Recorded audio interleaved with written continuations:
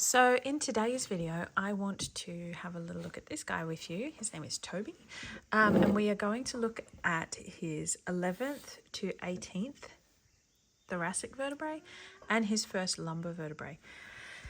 Now, this was quite an old horse. He had a very full working life. He worked in a riding school, and as you can see, he had quite a few instances of kissing spine throughout his thoracic vertebrae.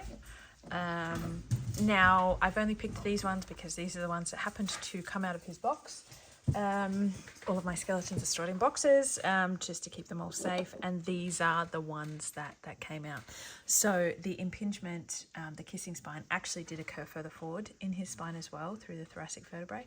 But these ones I find fascinating to look at, especially as we come to the late thoracic, because what you can see with him is a very interesting presentation of impingement of the dorsal spines or of kissing spine. Now remember, we're looking here at a horse who is, I believe he was 28. So he was not young, so it took, his body had a long time to come to this kind of bony change. But as we're looking here through the first lumbar, 18th, 17th and 16th thoracic, let me pull those out of the way. What I find really fascinating to look at here is how the calcification occurred in these spines. So looking at the dorsal spines, which are the upright part, right? So first of all, before I get into what we're looking at, let's have a little bit of orientation. Okay, so this here on this first lumbar, this is called the transverse process. Now when we look at it from the back to front, it looks like airplane wings. That's how we can differentiate a lumbar vertebrae. Those airplane wings are there for muscular connections. So you have your longissimus and your gluteal tongue, among other things, over the top of this transverse process. And then on the underside, you have your iliopsoas muscle group that run along the spine under here as well. So this is here to provide extra skeletal scaffolding for the muscles to attach onto.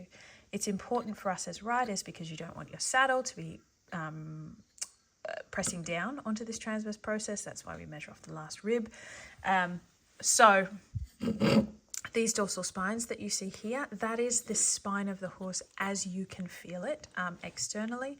So where you can see either, sticking out or sticking in, that ridge on the top of the horse's back, that's the dorsal spines.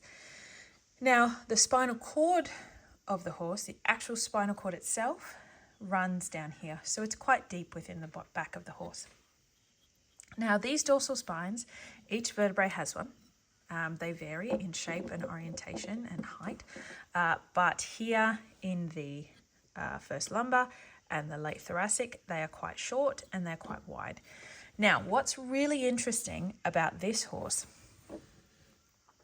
is that you can see that there is a little inward ridge here.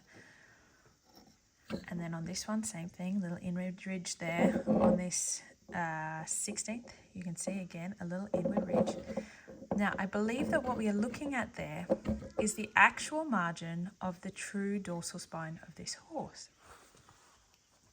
So in between each of these dorsal spines, in every horse, you have interspinous ligaments. So ligaments that hold in this space. So if we have a look at these first ones here, or even if we have a look at these ones at Milo, you can see as they sit, there is actually quite a significant amount of space between each of the dorsal spines, right?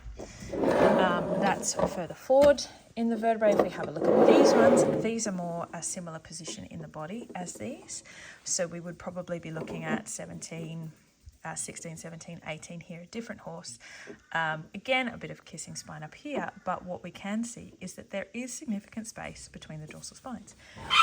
If we, oopsie, puppy's having fun. So if we have a look here with Toby, you can see that between these dorsal spines, we actually have calcification to the point where they are, maybe one day they might have touched on each other, might have actually fused with each other, is what I meant to say, but they were chronically touching on each other.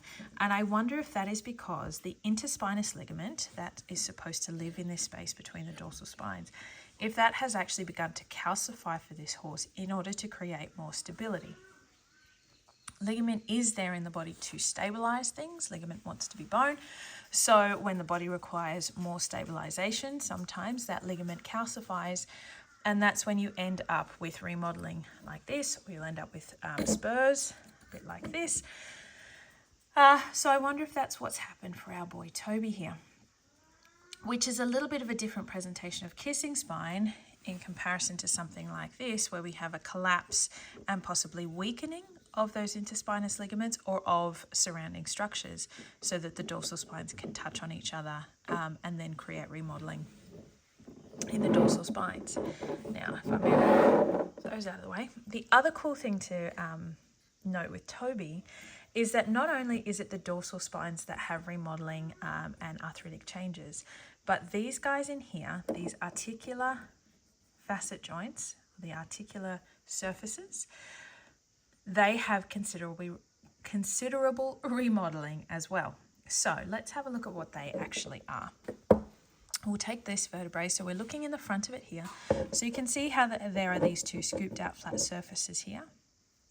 And then if we look at the facing vertebrae, you will see that there are these two surfaces that are flat and shaped to fit into those ones behind. Now they sit with each other and they create a joint that doesn't allow for too much lateral bend or too much flexion and extension. So they allow those vertebrae to move with each other without too much movement, which would then compromise the spinal cord. So with those two facing surfaces, you saw that there actually there wasn't a huge amount of arthritic change with those. Now if we have a look on these ones, these later thoracic, you can see that we have around here where we've got all these bubbly bits through here, all that happening through there, even into these ones. You can see here where all that bubbling is happening. These are arthritic changes. So again,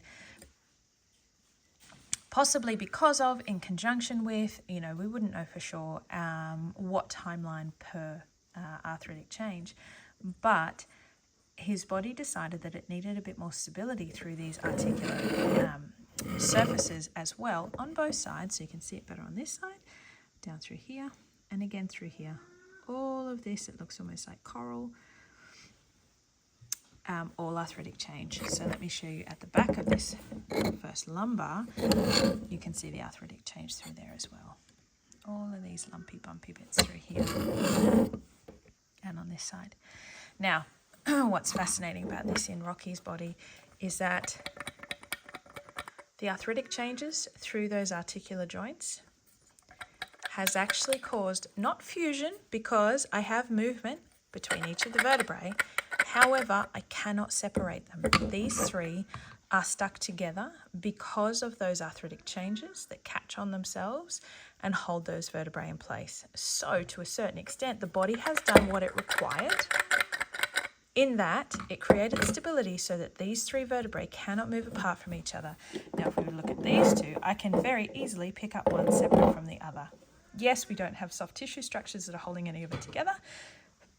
The soft tissue structures would keep everything much easier in place.